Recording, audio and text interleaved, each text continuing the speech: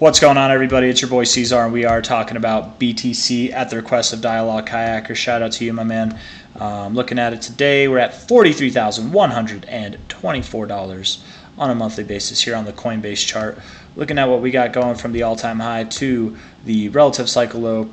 You know, you went to your 786, found a spinning top doji candle on the monthly, and you're up a little bit this month so far, up 1.36%. I do expect lower prices to come in still.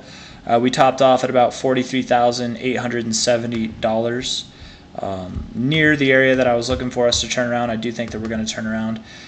We're still holding this line, kind of, right? This line here. As far as resistance goes on the RSI, could we break above it? Sure we could. Absolutely we could.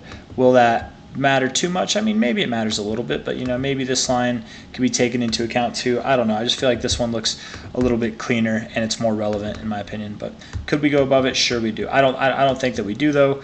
I do think we're forming lower highs after lower highs, and we're probably going to go lower. There is some bullish hopium going on right now. I do want to look at the crypto fear and greed index. Let's just see where we're at.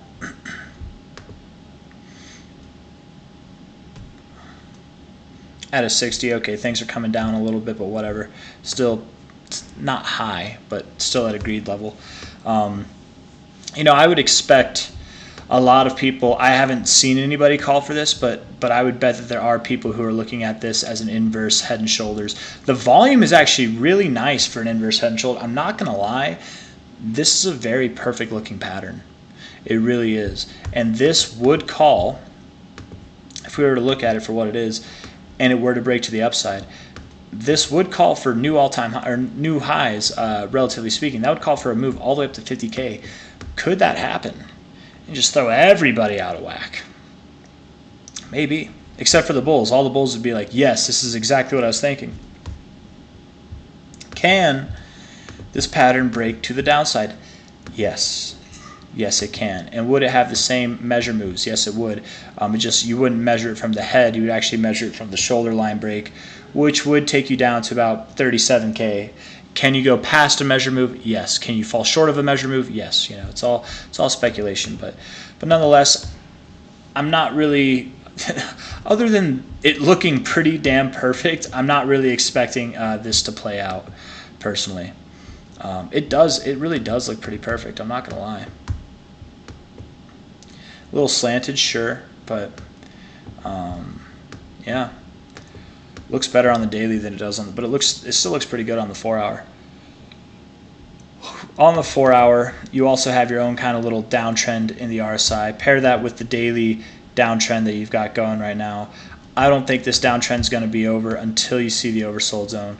Once we break this like downtrend, that'll be a sign in itself. So if you break to the upside on this, that really could. You guys, I mean, it wouldn't take much to make me change my opinion. If we can get above these highs here on a daily closing basis for at least 2 days, I would very much assume that we are going to take out that high. As completely controversial to my beliefs as that goes, I would accept that I was wrong. I would accept that I need to change my opinion, as all of us should. I am still very much looking for prices down at about 35K, 34.9 to be specific. That is my genuine target. Could we move sideways from here? Sure.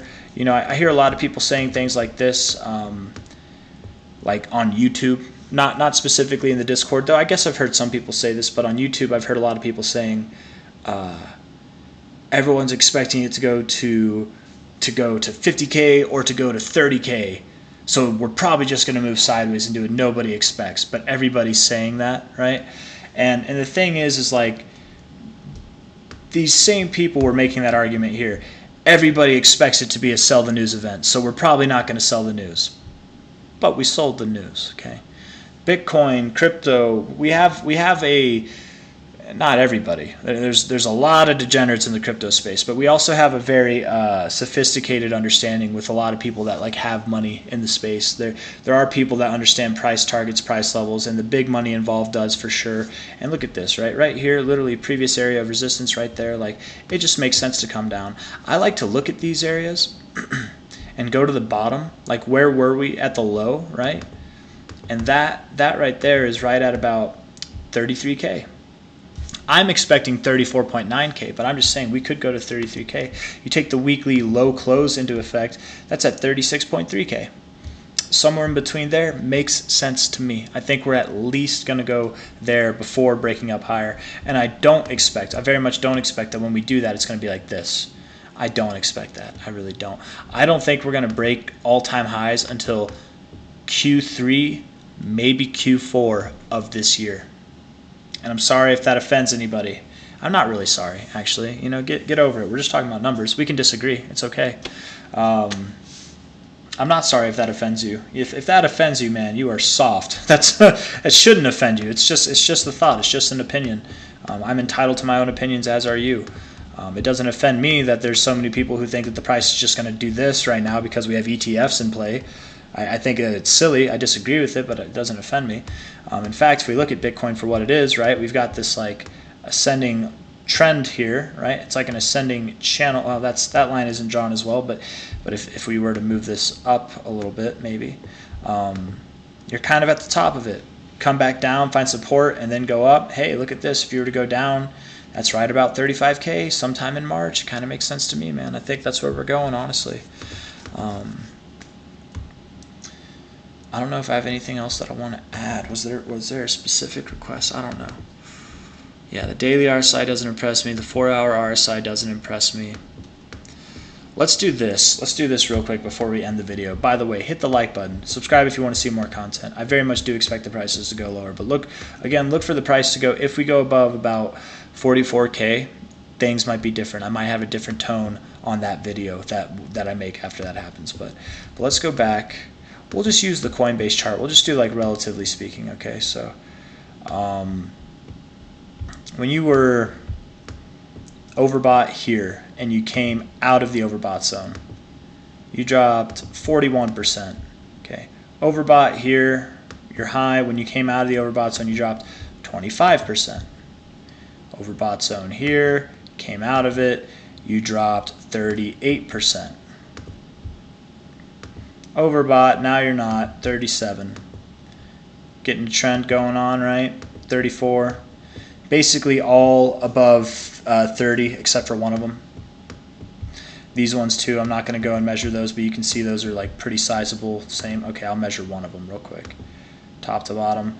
That one's actually 41. Okay, a little bit bigger. Overbought zone here to down, we're not going to do that. I mean, I guess we could do like the more immediate term was a 47% drop, but overall, obviously, bear market had a bit more of a depression. Top to the immediate low, 34%, about 35% actually. Top here to the low, another small one, 21%. Top to bottom here, 28%, near 30% there. Again, I'm measuring all these from overbought. Oh, actually, that one doesn't count because that didn't get out of the overbought zone. We're not going to count that. Overbought to when you're not, that would be this one here. Top to bottom, 55. A little bit more extreme, different conditions. We were at the end of the market, so I don't know if that's relevant. That might be an outlier. Constitute as that. Overbought zone here to not being overbought, you dropped, again, about 20%. We're overbought now. And our low so far is at 21%. Now, does this suffice as a low? Yes, it does. Is it common? No, it's not. No, it's not. In fact, out of like really all of these scenarios, which I didn't measure all of them, out of all of them so far we've had 1, 2, right? And both of these times the RSI was a lot less in the overbought zone, a lot less in the overbought zone than this one was, right? This was very overbought for a while. Like literally some of the longest that it gets overbought is 10 to 11 weeks. We've had 2 times where it's been longer than that in Bitcoin's history. Most of the other times have been greater than 35%. Some of them even 40% of a drop, right? Could that be the low? It could. It could be the low. Let's be real with ourselves. It could be the low. Do I think it's the low? No. And would it be crazy if we dropped 30% from here? No, it wouldn't. And that would take us all the way down to 33.8K, 33.9K. We could drop that low. I am calling for 34.9K. It doesn't really fit. I mean, it fits within the range, but it doesn't really fit with anything that we see on a normal basis either. It is still pretty tame. But I think at this point, it would throw a lot of people into the belief that from top to bottom, we're absolutely going to see a 30% drop, if not a 35% drop, if not a 40% drop. Like, a lot of people are going to think that. And I really think Bitcoin likes to mess with people. So I think that seeing a low down here would do that in itself too. Not only would we find a low in an area that fits the range of percentages that we've dropped before, but it would also be right near this low in the price action, and it would throw people off because a lot of people are very like there's herd mentality, and a lot of people are thinking, well, if we don't bounce at 36K, then we're going to 33, or we're going to 30K. If we don't hold 30K, we're going to 28K. Some people are going to assume that we're going to go to 28K if we break 36 or 37K.